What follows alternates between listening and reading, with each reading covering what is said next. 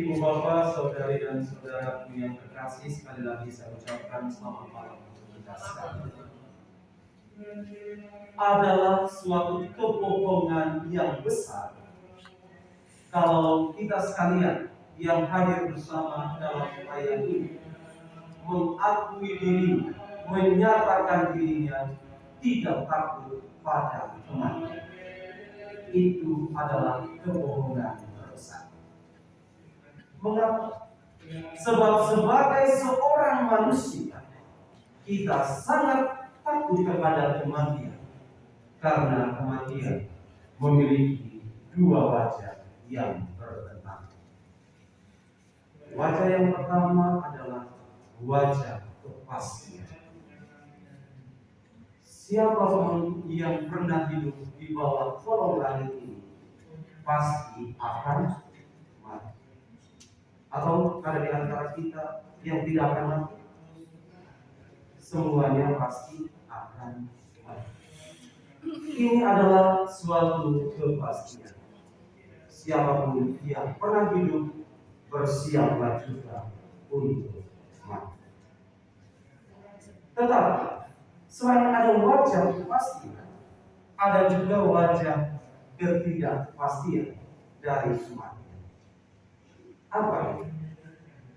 Walaupun kita tahu bahwa kita akan mati, namun kita tidak pernah tahu secara pasti kapan kita akan mati, di mana kita akan mati, dengan cara apa kita akan mati.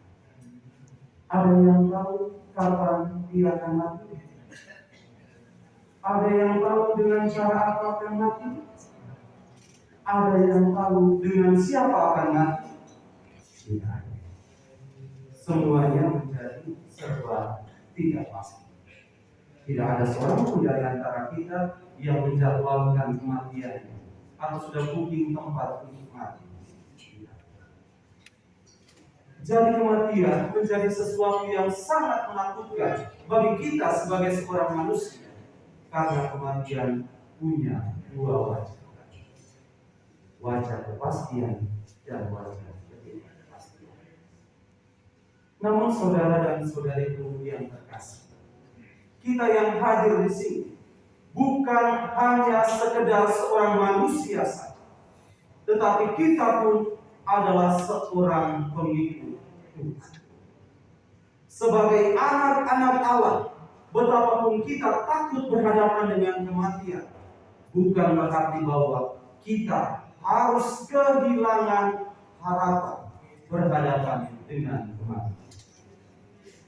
Sebagai anak Allah, pengikut Tuhan, di balik kematian yang menakutkan, kita harus punya iman yang teguh, sekaligus harapan yang kokoh terhadap janji Tuhan yang telah diberikannya kepadanya.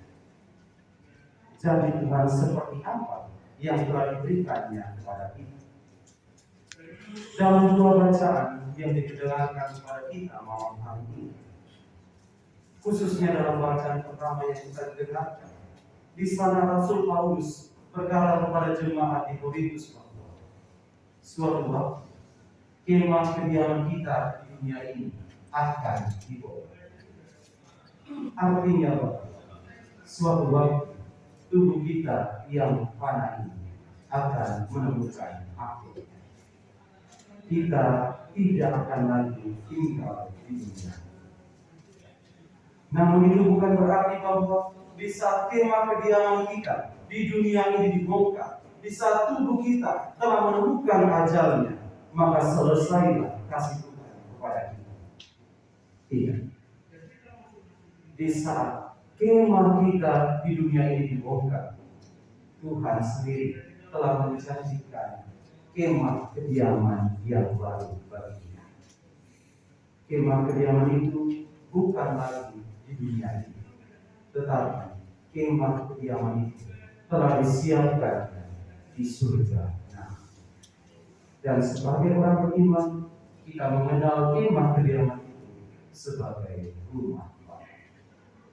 Maka Rasul Paulus katakan kepada kita, semasa hidup di dunia ini, hendaknya kita hidup bukan hanya berdasarkan penglihatan yang tampak saja, tetapi kita harus punya hidup yang didasarkan pada iman.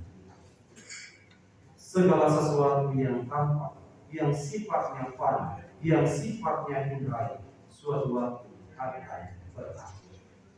Tetapi kalau kita memiliki iman, kita memiliki tatapan akan masa depan kita. Masa depan kita adalah kembali menjadi anak-anak Allah. Dan untuk makin menyempurnakan keyakinan dan ajaran Rasul Paulus dalam bacaan pertama tadi, kita mendengar apa yang dibuat oleh Tuhan di dalam Injil Lukas tadi. Tuhan yang telah menjanjikan akan menyediakan kemah kediaman kekal bagi kita. Di dalam Injil Lukas menyatakan bahwa kemah kediaman itu akan tampak dalam rupa Tuhan. Bisa melihat ada seorang janda yang menangisi anaknya dinai. Tuhan merasa ibadah dan bisa berhadapan dengan anak yang telah wafat itu. Tuhan berkata kepadanya, bangkit.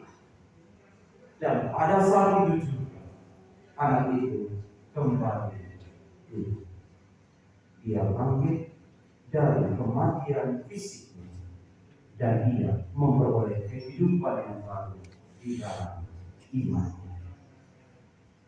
Janji Tuhan akan kemah kediaman disempurnakan dengan suatu kebangkitan. Karena itu saudara dan saudariku yang terkasih, malam hari ini kita berkumpul bersama di tempat ini. Kita mau mengenang sekaligus mendoakan saudara yang kita kasihi, Bapak Albertus Trisno Jayadi Lohana. Kita sungguh yakin bahwa semasa hidupnya beliau adalah pengikut Yesus dan yang setia.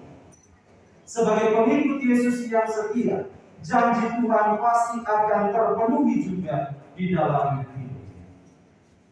Artinya, selepas saat ini beliau meninggalkan kemah kediamannya di dunia ini, meninggalkan rumahnya, meninggalkan keluarganya, meninggalkan sanak saudara yang dicintai, bukan berarti bahwa beliau nanti akan dibiarkan tinggal sendirian. Tetapi Tuhan telah menyediakan rumah Bapa baginya. Tuhan telah menyediakan kebangkitan baginya. Karena janji Tuhan tidak pernah mustahil bagi orang yang menaruh iman kepada. Dan atas dasar iman, maka pada malam hari ini saya mau mengajak kita sekalian untuk terus menaruh harapan yang kuat kepada Tuhan yang kita imani. Pegang teguh harapan kita bahwa sesudah kita menjalani hidup yang fana ini, Tuhan menyediakan kita hidup yang baik.